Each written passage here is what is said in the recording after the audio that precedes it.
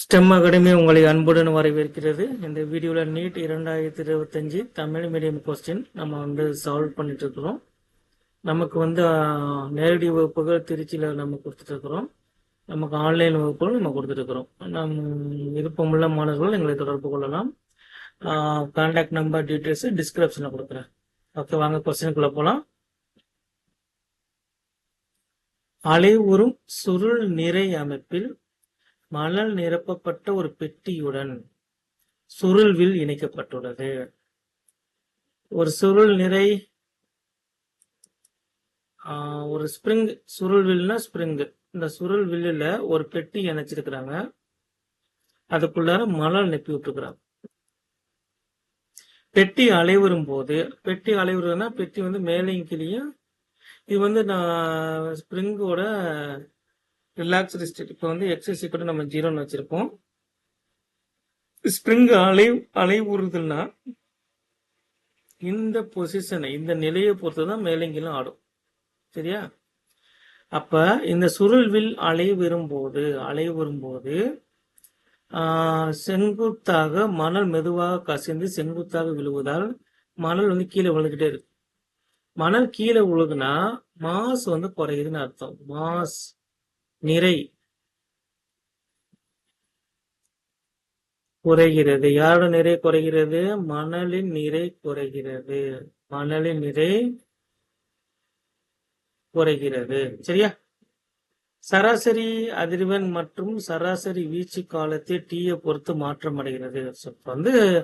இந்த மணல் குறையறதுனால இந்த பாக்ஸோட நிறை குறையுது. அந்த பாக்ஸோட நிறை குறைவதனால் சராசரி அதிர்வெண் ஒமேகா டீவும் அந்த சராசரி வீச்சு amplitude, angular velocity frequency or சராசரி அதிர்வெண், வீச்சுனா ஆம்பிளிட்யூட் இங்கிலீஷ்ல. இது ரெண்டு என்ன காலத்தை பொறுத்து மாறுகிறது.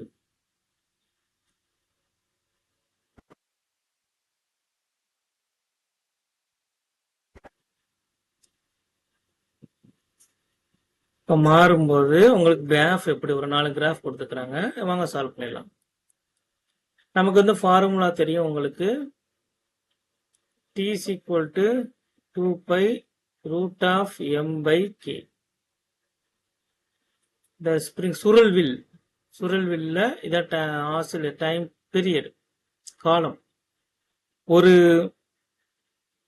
அலைநீளம் முடிவதற்கான காலம் அதான் டைம் பீரியடு. இங்க மாசு குறையறதுனால காலம் குறைகிறது. ஏன்னா நேர்மறையில் இருக்கு. காலமும் ரூட் எம்மும் நேர்மறையில் இருப்பதால் மாஸ் குறைஞ்சா டைம் குறையும். சரி, ஓகே. ஒமேகாவோட வெளிவனது சராசரி அதிர்வெண் 2 pi by t. இங்க சராசரி அதிர்வெண்ணும் டைம் பீரியட் காலமும் எதிர்மறையில இருக்கு. இப்ப டி குறைஞ்சா ஒமேகா அதிகமாகுது. Note this point. எது குறைகிறது? குறைவதை தனியாக எழுதிக்கோங்க.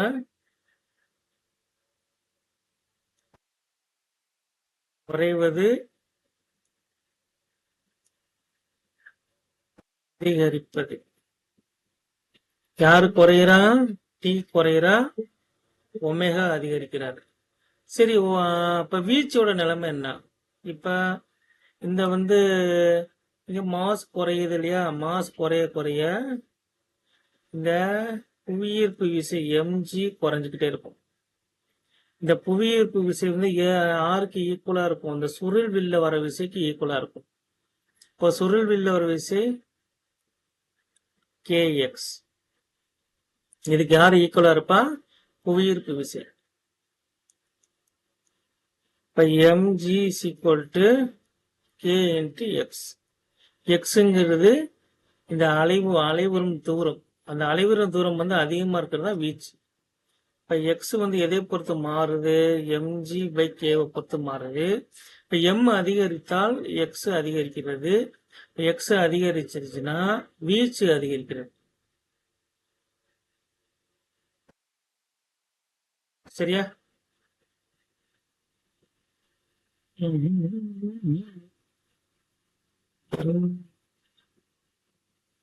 அதாவது ஒமேகா அதிகரிக்கிறது,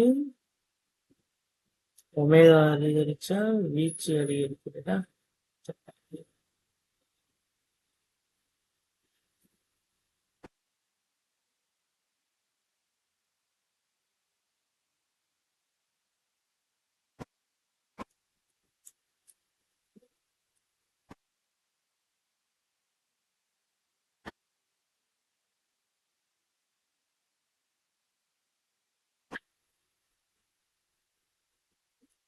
சரி, இப்ப வந்து இங்க வந்து மாஸ் குறையறதுனால கிராவிட்டி ஃபோர்ஸ் குறையுது, புவியீர்ப்பு விசை குறையுது. அதனால வந்து சுருள்வில் இருக்கிற விசையும் ஆஹ், புவியீர்ப்பு விசையும் சமமா இருக்கணும். சுருள்வின் விசை ஈக்குவல் டு புவியீர்ப்பு விசை. சுருள்வின் விசை kx, இது வந்து mg. x is equal to mg by k. xங்கிறது தொலைவு, எவ்வளவு தூரம் அலைவுங்கிற தொலைவு. இந்த அதிகபட்ச தொலைவு தான் வீச்சு எனப்படும். இங்க வந்து இந்த எக்ஸ் வந்து நிறைக்கு வந்து நேர்மறையா இருக்கு. இங்க வந்து எம் குறையிறதுனால் எக்ஸ் குறைகிறது. எக்ஸ் குறைகிறதுனால வீச்சு குறையும். வீச்சு என்ன ஆகுது? குறைகிறது. சரியா? அப்போ ஒமேகா வந்து காலத்தை பொறுத்து அதிகரிக்கிறது, வீச்சு காலத்தை பொறுத்து குறைகிறது. சரியான விடை என்பது ஆப்ஷன் ஏ. இங்க வந்து ஒமேகா வந்து அதிகமா இருக்கு, வீச்சு குறைஞ்சிக்கிட்டு இருக்கு. ஆப்ஷன் 1. தேங்க்யூ.